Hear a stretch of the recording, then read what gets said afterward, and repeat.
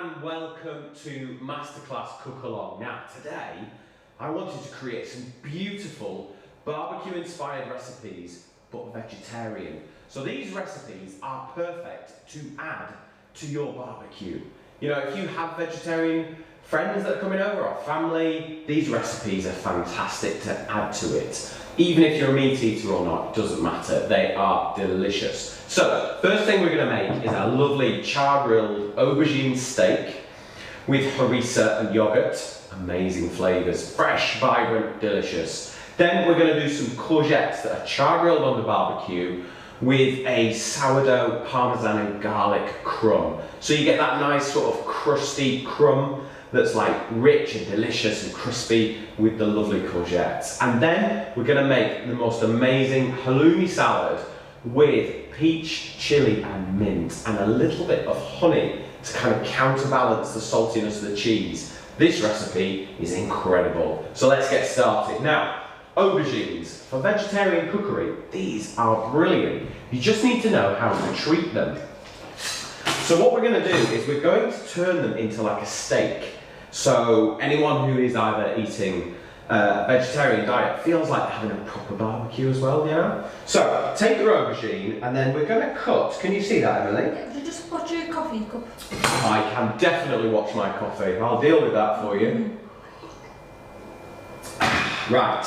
So I want you to be able to see this. Can you see it all right? I can. So I'm just going to nick that bit off there. So it's like, what is it, maybe a quarter? A fifth. Yeah. And then another fifth off that side. There we go. So now, we'll get rid of those bits for now. If you're doing quite a few of these, keep these bits, roast them, blend them up with some garlic, some yogurt, some mint and make baba ganoush, all right? So can you see that, Emily? You've got, this is like, it looks like a sirloin steak, doesn't it? In terms of its size and thickness, okay? I mean, that's too thick to cook on the barbecue as it is. But what we've done is we've exposed the surface area on both sides. So I'm going to do the same with the other one. So just nick it off there. Make sure they're all about the same thickness because you want them to cook nice and evenly. Yes, right, we'll get rid of those, put those to one side. Now this is the trick, okay? So I'm using my edge keeper knives, okay, because I love these knives because of this thing. Every time I put it in, it sharpens it with this little red bit here. Every time I take it out, it sharpens it.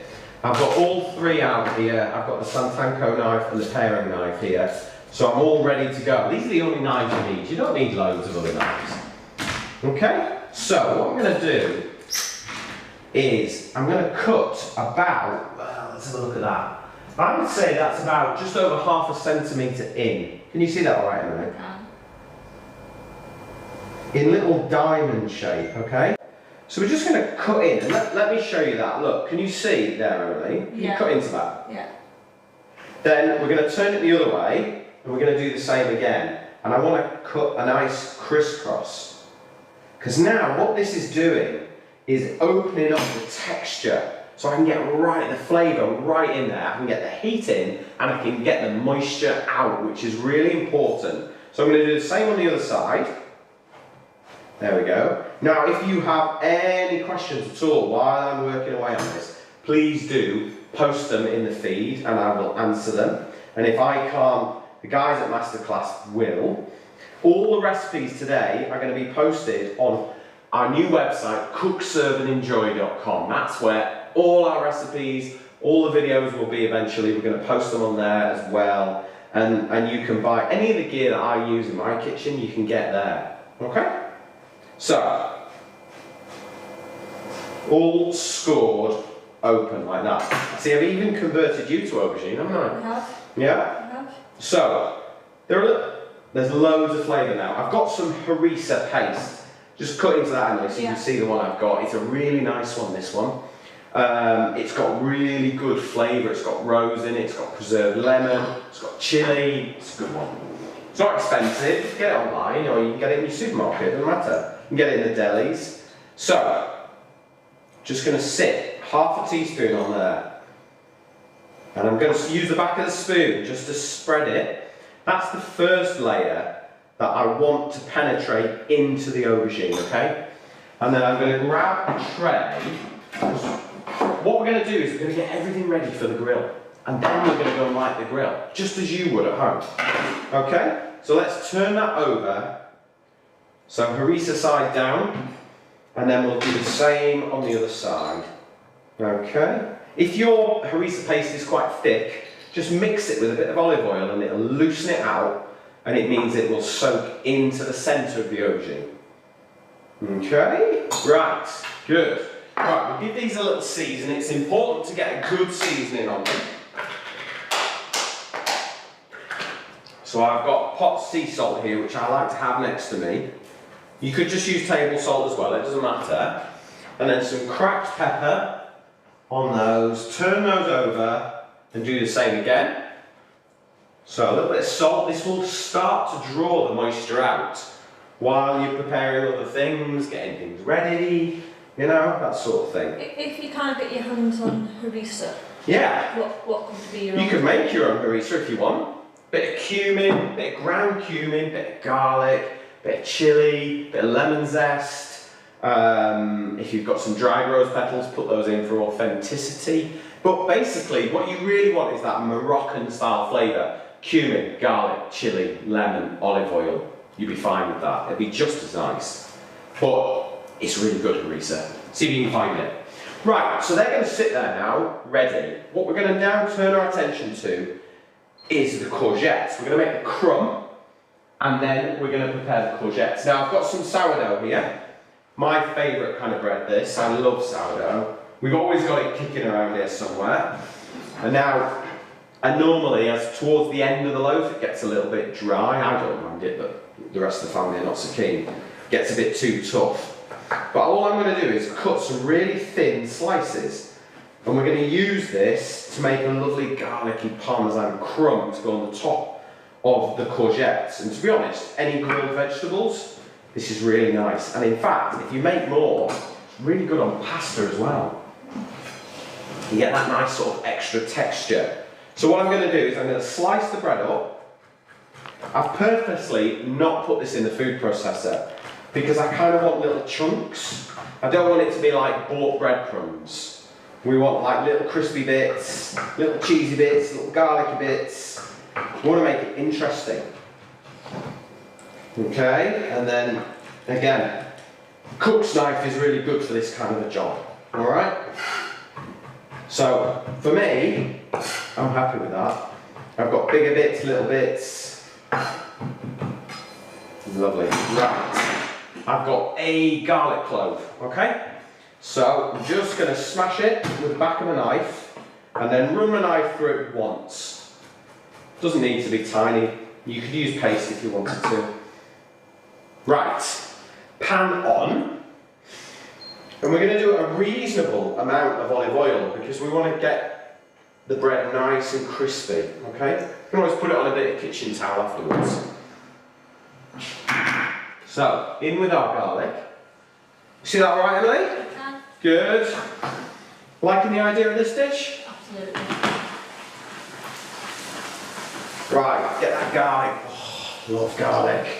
And then in with our breadcrumbs, all right? You could do this on a tray in the oven if you wanted to. You don't have to do it in the grill. Sorry, not on the grill, in a pan. But I'm going to. Now, give it a good stir and get all the breadcrumbs crispy, okay? And then we've got our parmesan ready. Now, parmesan is not a true vegetarian cheese, but you can get lots of alternatives. But I am referring to it as parmesan because that's like the most familiar. So if you don't want to use traditional parmesan, look for the alternatives that are vegetarian friendly. There's a lot of vegan friendly cheeses now. Yeah, you can get some vegan friendly ones as well, but with parmesan they use animal rennet traditionally. With the Reggiano parmesan, the authentic parmesan, they do use an animal rennet. I don't think they've changed yet. Right. But most cheeses in the UK use a non-animal rennet now. But parmesan still. But you can get plenty of alternatives, but not the real deal. Right, I'm just going to grate my parmesan onto here.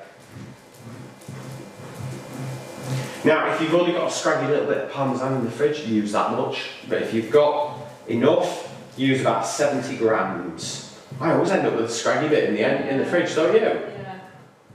I often chuck it into stews and soups and then fish it out at the end because this rind here is full of flavour. And if all you've got is that little bit left there, chuck it in a soup, chuck it in a stew, you just get so much good flavour out of it. That's a good amount of parmesan cheese. Hey? That's a good amount. It is. Well, look, you need to get really good flavour in this. So, can you hear that? Starting to crisp up, yeah? You want to be listening for that, okay?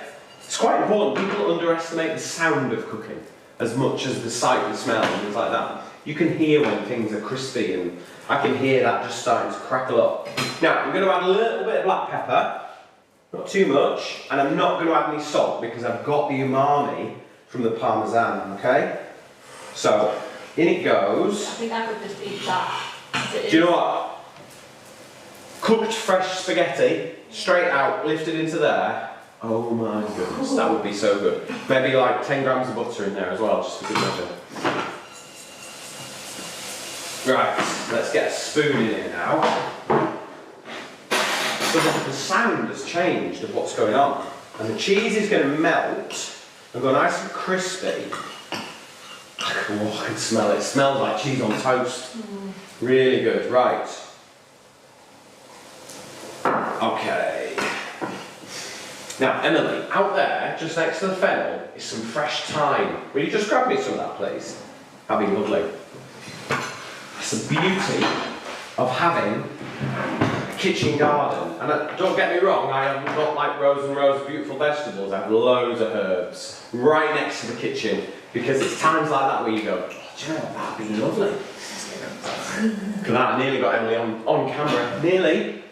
Right, so I've got some fresh thyme, which I think is going to work really well. Rosemary would work really well as also, but we're going to go with the thyme. I love the smell of fresh thyme. Ah, fresh herbs, amazing. Absolutely love it. I couldn't imagine cooking without fresh herbs.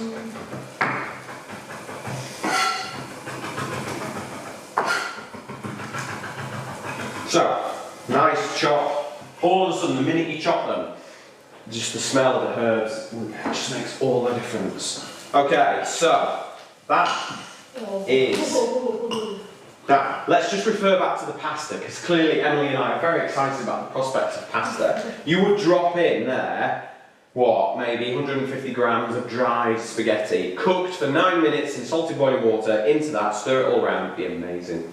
Really, really would. So that's done, that's ready. I'm just going to leave that to cool until we are finished and ready to serve. Now, let's draw our attention now to our courgettes. So we're going to chop these in half. Okay, and then we're going to chop them into quarters. Could you use other veggies too, like if you had, if when it was in season, things like squash and things like that? Yeah, you've got to be careful with butternut squash because it takes a long time to cook. So it might be almost worth cutting it into steaks, give it 20 minutes in the oven at 160 or something like that, just to give it a head start. Yeah. Then oil it, salt and pepper it, and then grill it. You could do it like that. That would work quite nicely. You could do this with peppers, you could do this with aubergine. So yeah, you can do lots of things. But can you see that glisten there, Emily? That's the water. Now water is your enemy in barbecuing. If you have loads and loads of water, it's just going to stick, it's not going to caramelise, you need to get rid of it, okay? So what we're going to do is we're going to salt them. First, let's put them on the grill, on the tray here, ready for the grill. Can you see this here, Emily? Or do I need to move You can put it on top of the chopping board. Alright, no problem. No problem at all. So, by adding the salt, it will draw out the moisture in the vegetable and make them a little bit sort of tacky and a little bit sticky, which is what we want actually. Ironically, you want them to be sticky to not stick. But the water needs to come out of there. So the salt will do that for me. Okay? And it will season them and it will create good flavour. Extra virgin olive oil. A little bit on each one. There we go, done. Okay, they are ready for the grill. All right, I'm going to put those to one side, and then we're going to make our salad to go with the halloumi. It's going to be good. Right, now this salad, halloumi's from Cyprus. And to all the Cypriots out there, I apologise. I know you're not going to like this recipe, but by heck, it tastes good. It is really good. I promise you, it is good. I've done a good thing with your cheese. Right, first things first. I'll vouch for that. Yes, we've had this a few times here in the office. So, it's my wife's favourite, red onion. Slice it as thin as you can, okay? This is why Emily gets nervous in case I cut myself and we have to edit it out. We're alright today, aren't we? Still doesn't make it any easier. You just get used to it. Good sharp knife. Stay in control. But don't look. Just take your time. It's important that you take your time when you're slicing. Keep your knife nice and sharp, which is why this knife is fantastic, because this bit here sharpens it every time. I've been to so many friends and family's houses where their knives are so blunt because nobody sharpens them. Since the day they were bought, you've got to sharpen them. Okay, so let's put our onions into there first. Okay, and then we're going to take our lime. I'm going to put some zest in there before I juice it. And we're going to squeeze the lime juice over the onions. Now, yesterday I cooked for somebody, a client, and I served them these onions and they were like, I don't like onions, but they were the best onions I've ever had in my life. So I'll take that as a compliment. We're going to pickle them. Is that alright there, Emily? Yeah. Can you see that? Got the juicer, so we get maximum amount of juice out of our lime by using one of these, and just turn it, twist it, and it kind of pickles the onion a little, but fruity pickle, not vinegary. It takes the raw edge off them, makes them absolutely delicious. These are good onions. They are really good. We use them all the time for like amazing Asian cookery or roasts, sprinkled straight over some fresh fish that comes off the grill. Just loads, and just squeeze the onions in the lime juice, and it just opens up the onions and lets the lime juice in, and it does, the whole thing works much quicker. Okay, right. Okay, so that is our onions. So nice and easy. This is a good one as well because you can do this in advance. We've got some beautiful ripe peaches. I ate one, which is why I've only got 3 left. Okay? So, what we're going to do is we're just going to slice them. Could you grill these as well on the barbecue? You could grill them if you wanted to, and you would get that extra sort of jammy peach flavour, which is really nice as well. Yeah, there's loads. And you could, if you can't get lovely fresh peaches, or you're randomly watching this in January, because you can, use tinned, because this still works. You don't necessarily get quite the same texture, but don't be afraid to use tinned peaches. I think tinned peaches are really good. I remember pudding as a child, tinned peaches and ice cream. Yeah. The syrup at the end with the ice cream, and the peach syrup is just childhood. That was pudding in our house. Okay, so slice the peaches and just sit them on top of the onions, okay? And do the same again. Try and do these nice and quick. I don't like to chop them into too small pieces. I kind of like slices and layers of peach running through this. We've chopped the onion really fine because you want the onion flavour to be delicate and in there, in the mix. But if it's big chunks of onion, it will dominate the flavour, okay? So you want the sweetness of the peach, you want the tart tang of the onions, all to work with that lovely salty cheese. It's going to be good. Now, There we go, and then a little bit of heat if you want, it's optional. If you don't like heat, don't put the chilli in, it's okay. It won't change it, it'll still be amazing. But if you like a little bit of warmth, and I think it works really well with the fruitiness, we'll just chop up some red chilli, nice and quick, remove the seeds, so it's not too hot. It's just kind of there or thereabouts. And then once you've got those little matchsticks, run your knife through again. You could use dried chilli flakes if you want.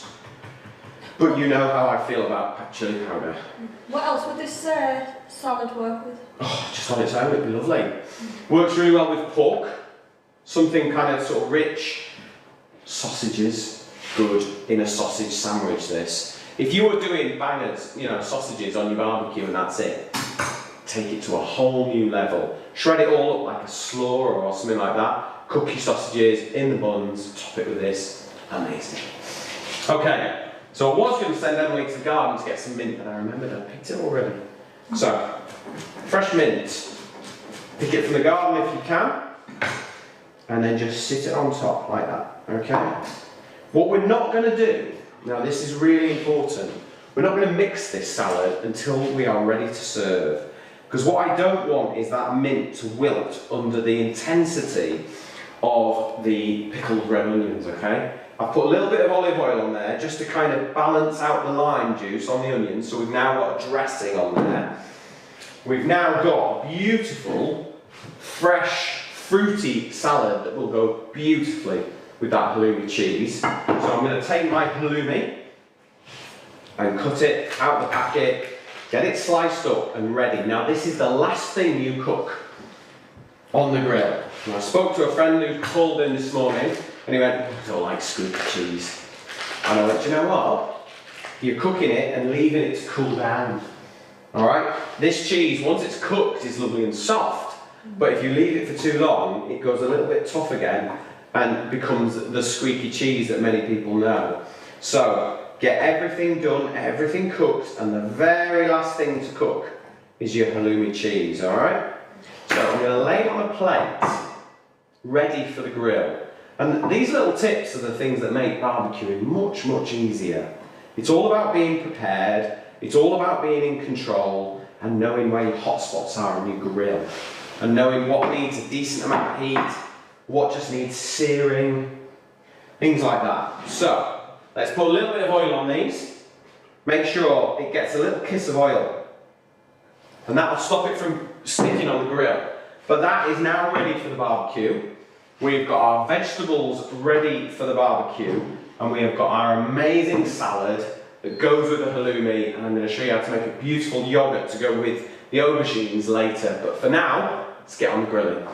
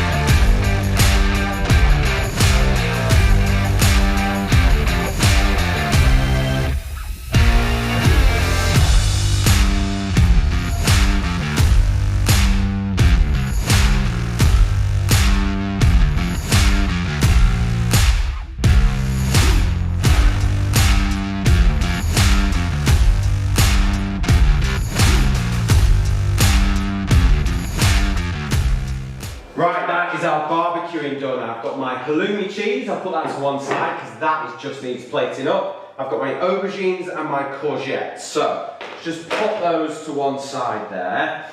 Now, with the aubergines, we're just going to serve it really simply, okay? So, I'm going to take some lovely, thick, Greek-style yogurt. This is actually made in Lancashire, so local to me, but really delicious. And then using the back of your spoon, just spread it so it covers the surface of the plate. So when you pick up the aubergine, you get a lovely little bit of yogurt to go with it. And if you've got pita breads on the table, tuck in. Okay? So, and kind of make little waves of the yogurt so juices and olive oil can kind of sit in those little pockets of yogurt. It's going to be amazing, this.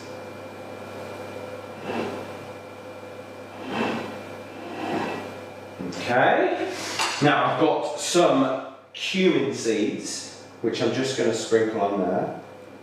And then I've got some coriander seeds, delicious. And I'm just going to grab a little bit of fresh mint from the garden. Got my mint. All I'm going to do is just pick a few leaves so that when you get a little bit, you get that lovely hit. It's going to be delicious. So just pick the mint, pop it straight onto there,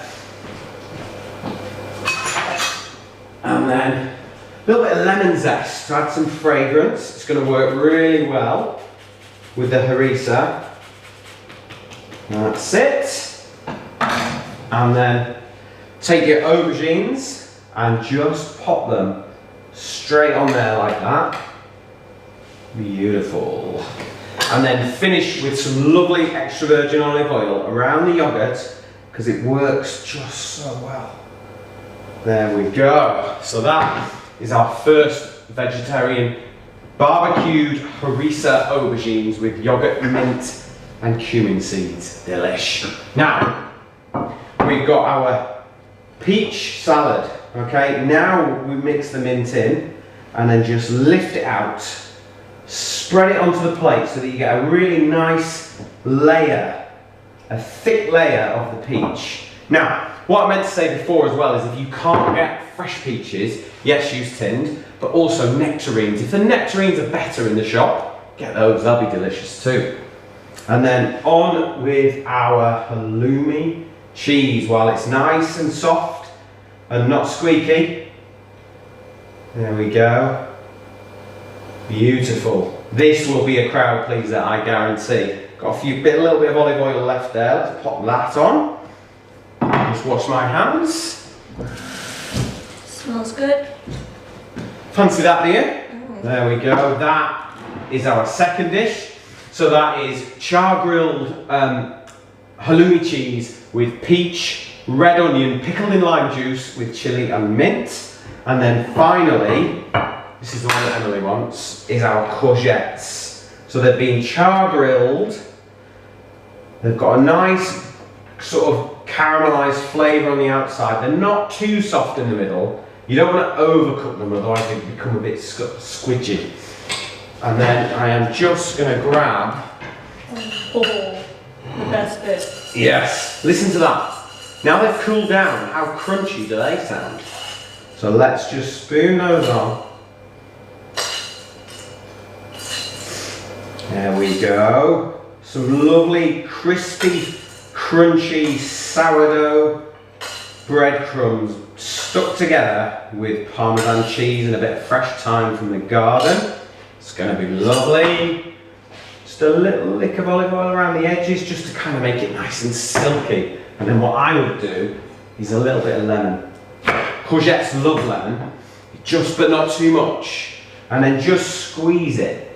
So you get like little dots of it. You don't want to absolutely soak it in lemon juice. But there you go.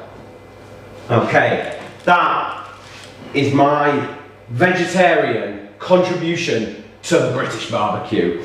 We've got courgettes which have been char grilled, topped with sourdough and parmesan breadcrumbs. A little hint of lemon juice just to finish it off. We've got our halloumi salad, peach, chilli, red onions pickled in lime juice and fresh mint. And then we've got our harissa grilled aubergines with yogurt spiced with cumin, coriander seeds, fresh mint and olive oil.